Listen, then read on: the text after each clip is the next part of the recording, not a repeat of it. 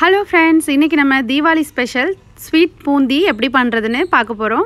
வீடியோக்குள்ள போறதுக்கு முன்னாடி இதுவரைக்கும் நம்ம சேனலை சப்ஸ்கிரைப் பண்ணலனா கீழ இருக்கிற சப்ஸ்கிரைப் பட்டனை கிளிக் பண்ணிக்கோங்க. கூடவே பெல் பட்டனை பிரஸ் பண்ணிக்கோங்க. வாங்க எப்படி பண்றதுன்னு பார்க்கலாம். நம்ம ஸ்வீட் பூந்திக்கு மாவு ரெடி பண்ணிக்கலாம். அதுக்காக ஒரு பவுல்ல 1/2 கப் கடலை மாவு எடுத்துர்க்கேன். அது கூடவே கொஞ்சமா ஃபுட் கலர் சேர்த்திருக்கேன். அடுத்து கொஞ்சமா தண்ணி ஊத்தி நல்லா கலந்து விட்டுக்கோங்க. கொஞ்சமா தண்ணி சேர்த்து நல்லா கலந்துக்கணும். அப்பதான் கட்டி எதுவும் இல்லாம நல்லா மாவு ரெடியா இருக்கும். நான் மஞ்சள் கலர் சேர்த்திருக்கேன். சில பேர் சிகப்பு கலரும் சேர்ப்பாங்க. நீங்க சேர்த்தும் பண்ணலாம். அப்படி இல்லனா நீங்க சேர்க்காம கூட பண்ணலாம். அதுவும் நல்லா இருக்கும். நம்ம கலர் சேர்க்கும்போது பூந்தி மஞ்சள் கலர்ல நல்லா தெரியும். இப்போ பாருங்க நல்லா இந்த மாதிரி கலந்து விட்டுட்டே இருங்க. அப்பதான் கட்டி எதுவும் இல்லாம நல்லா ரெடியா இருக்கும். பாருங்க மாவு சூப்பரா ரெடி ஆயிடுச்சு. இப்போ நம்ம எண்ணெயை சூடு பண்ணி பூந்தி பொரிச்சுக்கலாம். எண்ணெய் நல்லா காஞ்சதுக்கு அப்புறம் இந்த மாதிரி ஓட்டையா இருக்கிற ஒரு ஜார்னி எடுத்துக்கலாம். அதுல நம்ம ரெடி பண்ண மாவை இந்த மாதிரி ஊத்திக்கோங்க. இந்த மாதிரி லைட்டா ஆட்டி விட்டீங்கன்னா பூந்தி கீழ நல்லா விழுந்துரும். பாருங்க எவ்வளவு அழகா முத்து முத்தா இருக்குன்னு.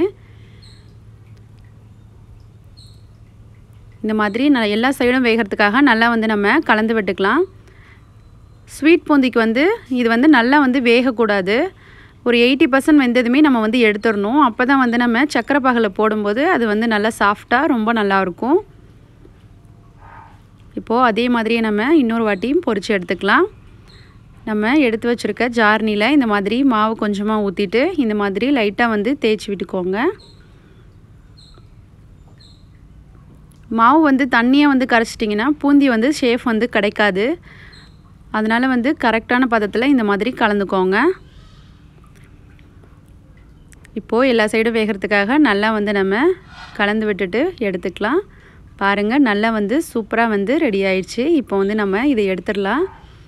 இப்போ பாத்தீங்கன்னா நம்மளோட பூந்திலாம் ரெடி ஆயிடுச்சு. பாருங்க நல்லா ரெடி ஆயிடுச்சு. இப்போ நம்ம சக்கரை பாகு ரெடி பண்ணிடலாம். அதுக்காக 1 கப் ஜீனி எடுத்துர்க்கேன். அது கூடவே 1 கப் தண்ணி சேர்த்துக்கோங்க.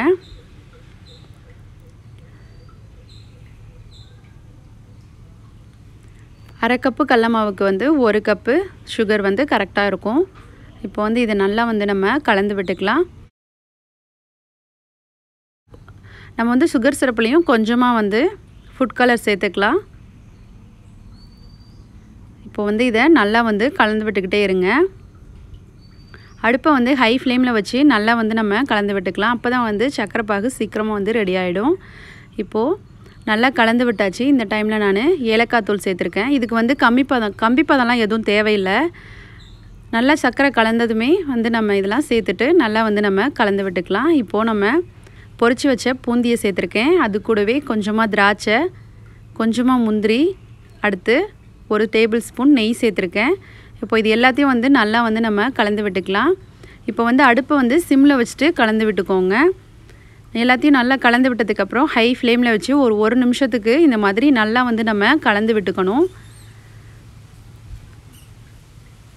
அந்த சக்கரை பாகெல்லாம் பூந்திக்குள்ள இறங்கிறதுக்காக நம்ம ஹை ஃப்ளேம்ல வச்சு ஒரு 1 நிமிஷத்துக்கு நல்லா கலந்து விட்டோம்னா நம்மளோட பூந்தி சூப்பரா ரெடி ஆயிடும்.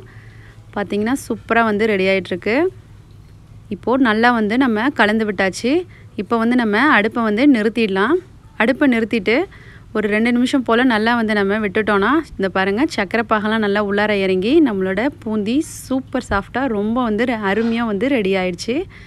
அவ்வளவுதான். இந்த தீபாவளி டைம்ல சூப்பரா உங்க வீட்ல செஞ்சு பாருங்க. இந்த ரெசிபி உங்களுக்கு பிடிச்சதுனா லைக் பண்ணுங்க, ஷேர் பண்ணுங்க. மறக்காம எங்க சேனலை சப்ஸ்கிரைப் பண்ணுங்க. Thank you.